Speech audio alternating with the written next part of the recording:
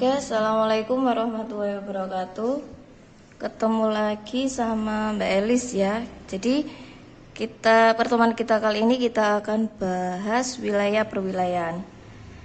Ya, nanti kita akan bicara lebih lanjut perbedaan wilayah perwilayahan sama apa saja sih konsepnya itu. Terus nanti juga ada pusat pertumbuhan. Jadi di Indonesia itu nanti bakal ada titik-titik pertumbuhan wilayah di setiap pulaunya, kayak gitu ya. Oke, kita masuk ke wilayah. Jadi wilayah sendiri itu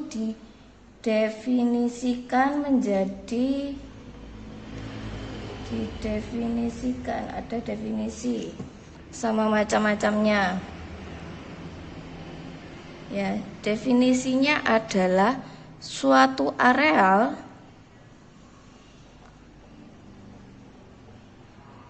yang memiliki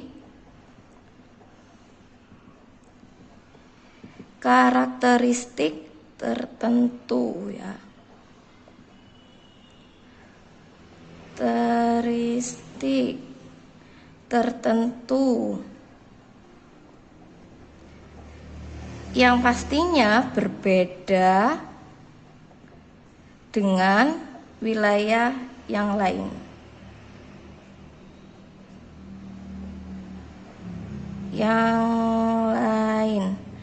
Namanya wilayah ya, berarti terdiri dari satu daerah. Biasanya contohnya kayak Jombang. Jombang sendiri pasti kan dia memiliki karakteristik tertentu, berbeda dengan wilayah Malang yang dominannya dia kayak dataran tinggi. Ya, jadi suatu area yang dia memiliki karakteristik tertentu itu disebut dengan wilayah. Lah, ada beberapa ahli itu membedakan wilayah itu menjadi beberapa macam. Itu bisa kalian, ada rumus khususnya ini biar kalian mudah menghafalkan. Ya, disingkat dengan feodal. Apa itu feodal? Ya. Jadi wilayah uniform, V dari uniform. Terus dal adalah nodal. Itu ya. Gini. Oke, uniform itu apa? Ini kayaknya bukan bahasa Indonesia. Jadi uniform itu kalau kita terjemahkan dengan saklek itu dia artinya seragam. Seragam. Apanya yang seragam? Ya. Jadi bisa dibilang uniform atau seragam itu entah itu yang sama adalah fisiknya, kondisi fisik daerahnya, iklimnya, atau kondisi sosialnya. Itu yang sama. Jadi contohnya ya di daerah Jombang itu kan nggak hanya Jombang aja, banyak dibagi menjadi wilayah-wilayah yang lebih kecil lagi. Tapi dia memiliki satu kesamaan fisiknya, yaitu berupa dataran rendah. Jadi kayak gitu. Jadi wilayah yang dia itu keadaan fisiknya sama, terus dijadikan dalam satu administrasi tertentu yang disebut dengan wilayah itu tadi. Ya, biasanya contohnya itu kayak wilayah dataran rendah, dataran tinggi. Itu ya. Jadi contohnya kayak dataran rendah, dataran tinggi. Atau kalau kayak ada kesamaan sosial itu kayak jenis pekerjaannya biasanya. Jadi kalau suatu di daerah pesisir biasanya kan pekerjaannya kan nelayan. Jadi bisa saja disebut kayak di situ ada desa nelayan. Gitu ya. Desa nelayan. Nah, uniform ini dia itu juga dititik beratkan dia memiliki suatu sifat homogen. Karena kenapa? Karena tadi kan wilayahnya kan sama. Ya. Jadi selain dia seragam, dia sifatnya itu homogen.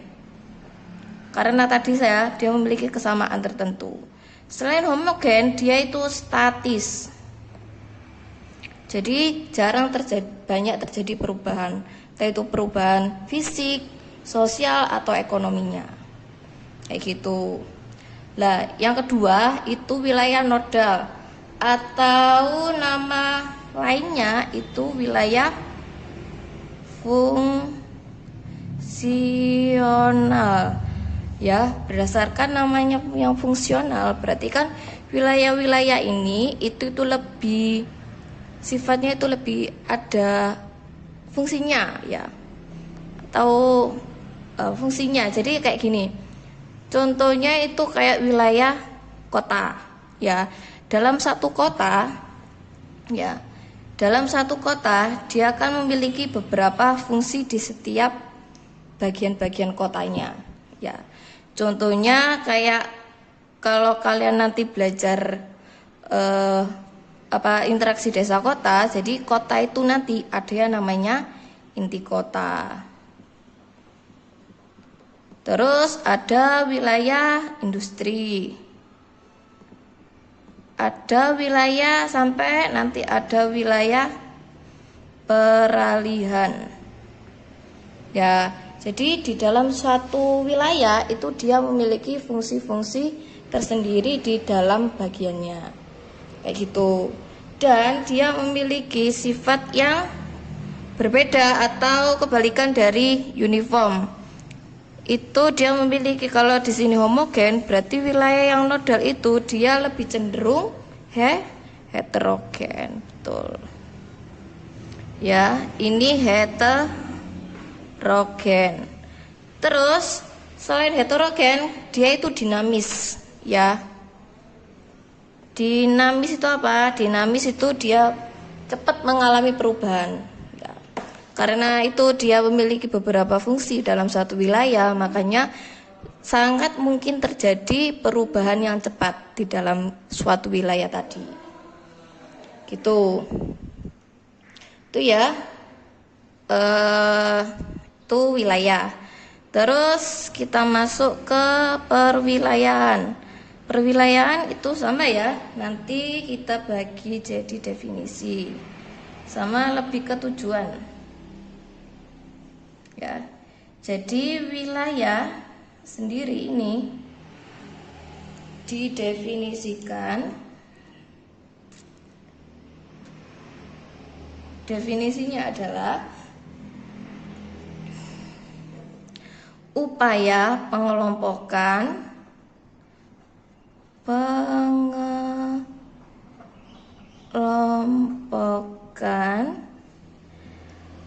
atau mengklasifikasikan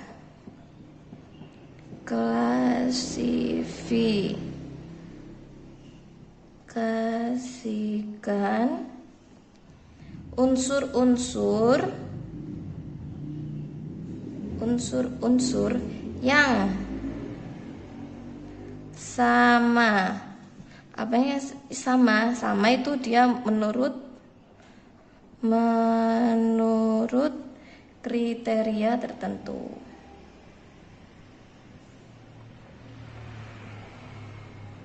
Lah, kriterianya ini apa? Bisa kriteria sama kayak kriteria fisik, iklim, sosial, atau ekonomi.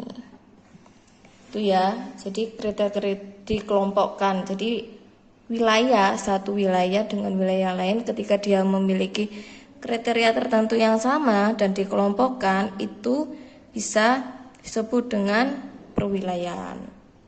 Ya, contoh perwilayahan itu kayak gimana sih? Kalau yang simpelnya ya, perwilayahan seperti kayak provinsi ya.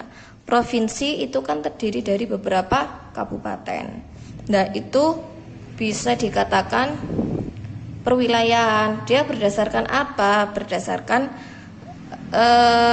ke keterdekatan ya antar wilayah tadi. Saya seperti kalau kondisi fisiknya tentu nggak sama beberapa kabupaten. Kayak di Jawa Timur aja ada wilayah Pantura itu ya, yang Lamongan, Tuban, Gresik itu kan dekat dengan laut. Sedangkan bagian selatannya itu kan daerah daerah pegunungan. Jadi dia penggolongannya berdasarkan keterkaitan administrasi, wilayah administrasinya ya. Kayak gitu. Tujuannya apa? Ya untuk biar apa? Lebih perekonomian ya, lebih ke perekonomian. Ekonominya biar sama-sama maju dalam satu provinsi itu tadi. Itu ya. Jadi contohnya di sini kayak provinsi, itu contoh perwilayahan kayak gitu. Terus ada lagi nih kayak perwilayahan yang dia itu nggak terlalu luas banget. Contohnya kayak Jabodetabek ya. Ini kan gabungan dari beberapa wilayah, yaitu Jakarta, Bogor, Depok, Tangerang, sama Bekasi. Lah, beberapa wilayah ini itu dijadikan satu ya. Karena apa? Karena dia ada kepentingan ekonomi. Biar ekonomi di dalam satu wilayah yang saling berdekatan itu tadi cepat majunya gitu. Biasanya ditandai dengan adanya jalur penghubung dalam perekonomiannya. Kalau di Jabodetabek yang paling terkenal itu adalah KRL-nya ya. Dia menghubungkan antar wilayah Jakarta, Bogor, Depok sampai Bekasi. Tuh terus ini di Jawa Barat. Yang di Jawa Timur itu ada apa? Kalian mungkin pernah dengar? Ya, Gerbang Kertosusila. Mana aja? Gresik, Bangkalan, Mojokerto, bukan Kertosono ya, biasanya itu kebalik Kertosono. Surabaya, Sidoarjo, sama Lamongan. Nah, ini pengelompokan wilayah ini itu tujuannya itu biar perekonomiannya di sekitar wilayah Surabaya itu cepat ya. Apakah ada transportasi penghubungnya? Ada. Jadi KA lokal itu ya yang sering menghubungkan atau mengangkut pekerja penglaju dari mana, Mojokerto ke Sidoarjo ke Surabaya gitu ada. Itu perwilayahan sendiri itu juga disebut dengan regionalisasi. Lah itu mungkin kalian sering dengar ya kata-kata regionalisasi. Itu nama lain dari perwilayahan. Ingat-ingat ya, regionalisasi. Oke, ngapain sih ada perwilayahan itu? Dia itu tujuannya itu apa? Jadi perwilayahan sendiri itu dia memiliki beberapa tujuan. Apa aja? Ya. Yang pertama itu dia memiliki tujuan pertumbuhan.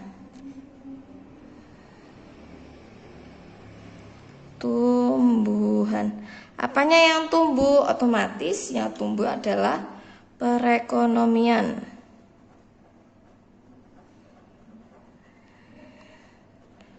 Ya, jadi perekonomian antar daerah itu biar cepat tumbuhnya. Tuh. Terus ada yang namanya yang kedua, ada penguatan keterkaitan. Apa? Jadi tujuan kedua penguatan keterkaitan kaitan. Itu ya. Jadi apanya yang dikuatkan keterkaitan? Kalau kalian belajar nanti ada hubungannya ya nanti bab selanjutnya di interaksi desa dan kota. Itu atau interaksi wilayah.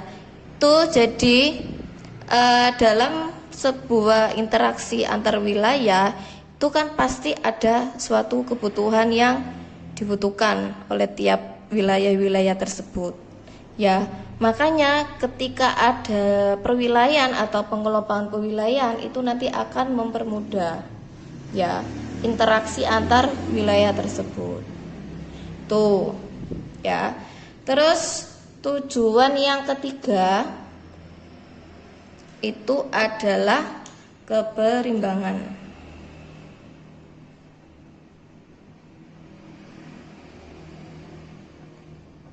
Apanya yang imbang? Yang imbang apa? Kesejahteraan bisa. Kesejahteraan atau kemajuan wilayahnya ya. Kemajuan wilayahnya. Jadi biar sama-sama maju. Nggak ada yang namanya ketimpangan. Ketimpangan itu perbedaan ya si jomplang. Kalau di Jawa Timur itu yang terkenal itu Surabaya, terus dalam perwilayahannya itu ada kabupaten atau kota yang sangat tertinggal, ekonominya itu juga kurang berkembang, terus kesehatannya juga buruk, pendidikannya apalagi itu ya. Jadi untuk keberimbangan. Terus tujuan yang keempat adalah kemandirian ya.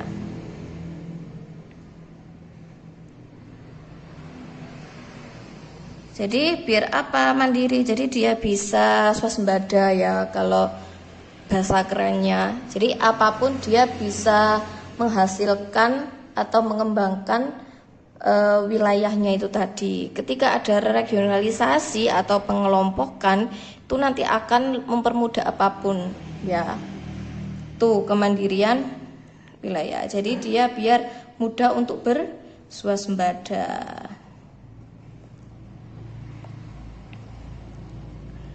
Terus tujuan yang terakhir ada 5 tujuan nih, itu keberlanjutan ya.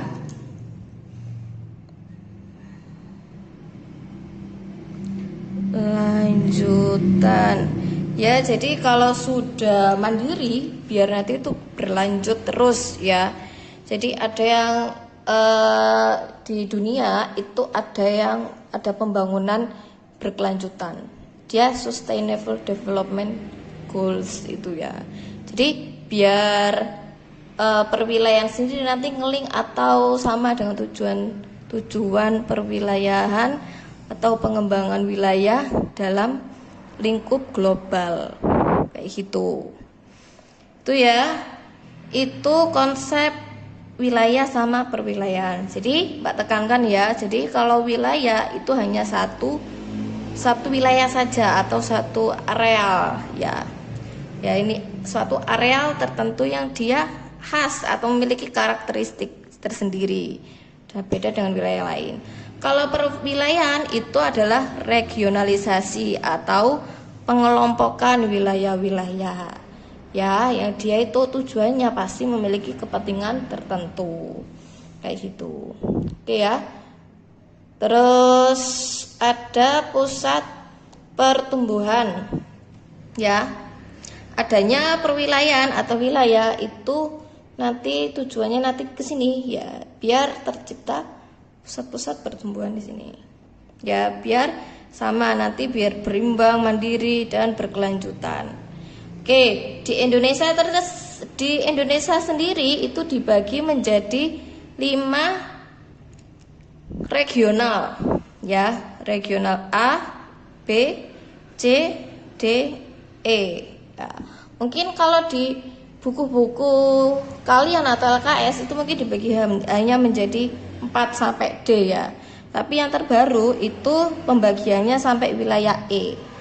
Karena apa? Karena wilayah kalau yang Kalau yang dulu wilayah D itu meliputi ini, kan terlalu luas. Ya, wilayah timur itu kan luas banget, jadi nanti tidak terakomodasi dengan baik. Makanya yang terbaru, pemerintah membagi wilayah D itu dibagi menjadi 2. Jadi nanti sampai E ya. Oke, jadi wilayahnya itu apa saja? Jadi ini ya, yang A, B, C, D sampai E itu disebut dengan perwilayahan atau regionalnya. Terus nanti ada pusat-pusatnya juga. Ya, jadi nanti dibagi menjadi regional A, B, C, D sampai E. Itu ya. Terus regional A ini dia meliputi 2 wilayah. Ya. Dia jadi meliputi wilayah 1 dan 2. 1 dan 2. Wilayah 1 ini meliputi provinsi mana saja? Ya. Ya, jadi kalau wilayah 1 dia meliputi provinsi ya, Provinsi Aceh. Terus ada Sumatera Utara. Nah, di wilayah 1 ini dia memiliki pusat tersendiri juga yang ada di Medan. Ya, jadi ini pusat wilayah 1 ada di Medan. Terus yang wilayah 2 itu meliputi Provinsi Sumatera Barat. Kita singkat Sumber ya. Terus ada Riau. Terus sama Kepulauan Riau. Sini ya, sini ada kepulauan kecil-kecil, Kepulauan Riau. Yang biasanya banyak disengketakan itu situ. Oh, ini ya. Itu wilayah 2. Pusatnya ada di mana? Di Pekanbaru. Ada di Riau-nya ya. Pekanbaru. Nah, pada regional A ini dia memiliki pusat regional yang ada di daerah Medan. Itu ya. Jadi ini merupakan pusat regionalnya. Gitu. Terus yang wilayah B itu kalau berdasarkan petanya, ini yang B ya, dibagi menjadi 3, 4 dan 5. Menjadi wilayah 3, wilayah 4 dan 5. Ya. Wilayah 3 dia meliputi provinsi mana saja? Ada Jambi. Terus ada Sumatera Selatan. Terus ada di Bangka Belitung. Babel ya, Bangka Belitung. Pusatnya ada di mana? Ada di Palembang. Terus yang wilayah 4. Wilayah 4 yang sini ya. Ini agak luas wilayahnya. Jadi wilayahnya meliputi Lampung. Wilayah 4 ini ya. Lampung. Terus ada wilayah Banten. Ini aja di Jawa, Banten. Terus ada Jawa Barat sendiri, Jabar. Terus ada DKI sama Jawa Tengah. Sama nanti ada DIY, Yogyakarta. Pusatnya ada di mana ini? Ada di Jakarta. Terus yang wilayah 5 ini meliputi wilayah Kalimantan Barat aja. Kalimantan Barat. Pusatnya ada di mana? Ada di Pontianak. Oke, bagus. Nah, wilayah B ini itu dia memiliki pusat regionalnya yang ada di Jakarta, betul ya? Pusat regionalnya. Terus ya wilayah C kalau berdasarkan peta itu dibagi menjadi wilayah 6 dan 7. Ya, 6 dan 7. Ya. Wilayah 6 itu meliputi Jawa Timur dan Bali aja. Jawa Timur dan Bali. Nah, dia memiliki pusatnya ada di daerah Surabaya. Ya. Terus yang di wilayah 7 itu semua semua provinsi Kalimantan kecuali Kalimantan Barat. Berarti ada Kalimantan apa aja? Ada Kalimantan Kaltim ya, Kalimantan Timur, ada Kalimantan Tengah, ada Kalimantan Selatan, sama Kalimantan Kaltara ya, Kalimantan Utara. Dia pusatnya ada di Balikpapan yang ada di Kalimantan Timur. Balikpapan. Nih. Terus ini pusatnya ada di mana? Pusat pertumbuhannya atau pusat regionalnya itu ada di Surabaya. Tuh. Terus yang wilayah D kalau berdasarkan peta nih ya dibagi menjadi wilayah 8 sama wilayah 9. Jadi wilayah 8 dan wilayah 9. Wilayah 8 ini meliputi mana aja di sini? Ini meliputi NTB, Kepulauan Nusa Tenggara ya, NTB, ada NTT, ada Sulawesi Selatan juga. Sulawesi Selatan sini. Terus ada sama Sulawesi Tenggara. Sulawesi Tenggara. Itu pusatnya ada di mana? Ada di Makassar untuk wilayah 8. Tuh. Terus yang wilayah 9 itu meliputi daerah sini ke atas ya. Ada daerah Sulawesi Tengah, terus Sulawesi Barat, Sulbar sama Sulawesi Utara sama Gorontalo.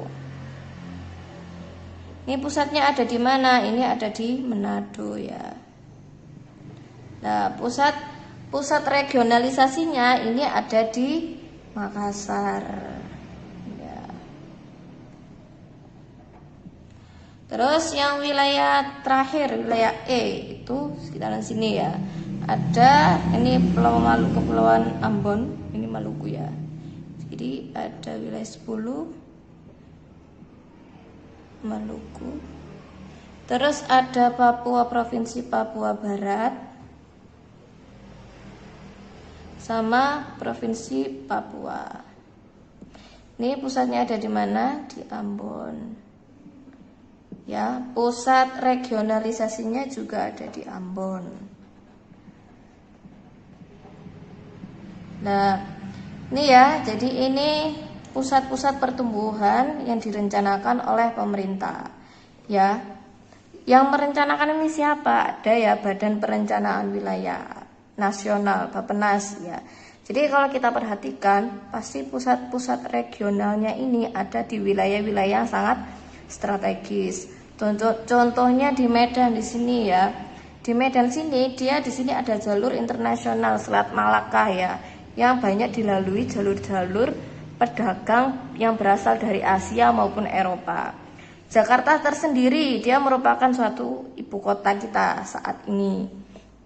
Ya, ini juga wilayah strategis ada di sini. Dia memiliki pelabuhan besar bongkar muat barang atau bandar internasional yang dari negara manapun masuknya banyakkan masuk di wilayah di Jakarta sini. Surabaya juga di sini juga ada pelabuhan bongkar muat barang Tanjung Perak yang sangat terkenal juga.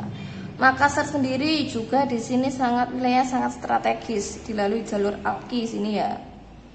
Sini merupakan dilalui jalur perdagangan internasional juga. Ambon ini pengembangan wilayah baru ya. Letaknya di sini, dia juga strategis. Dia memiliki banyak sumber daya perikanan yang sedang dikembangkan di Indonesia di perairan dalam ini. Karena apa? Perikanan air dalam itu hanya ada di sekitaran sini, Laut Banda, yang sangat dekat dengan daerah Ambon. Jadi itu ya. Jadi ini adalah pusat-pusat pertumbuhan yang direncanakan oleh pemerintah. Kayak gitu. Nanti ada sebenarnya banyak ya rencana-rencana pertumbuhan wilayah yang direncanakan oleh pemerintah, seperti kayak kawasan ekonomi khusus, seperti kayak berikat ya, kawasan berikat dan lain-lainnya itu. Tapi yang paling banyak keluar ya biasanya di ujian atau di PTS atau di PAT UASBN itu adalah pusat-pusat pertumbuhan gitu ya.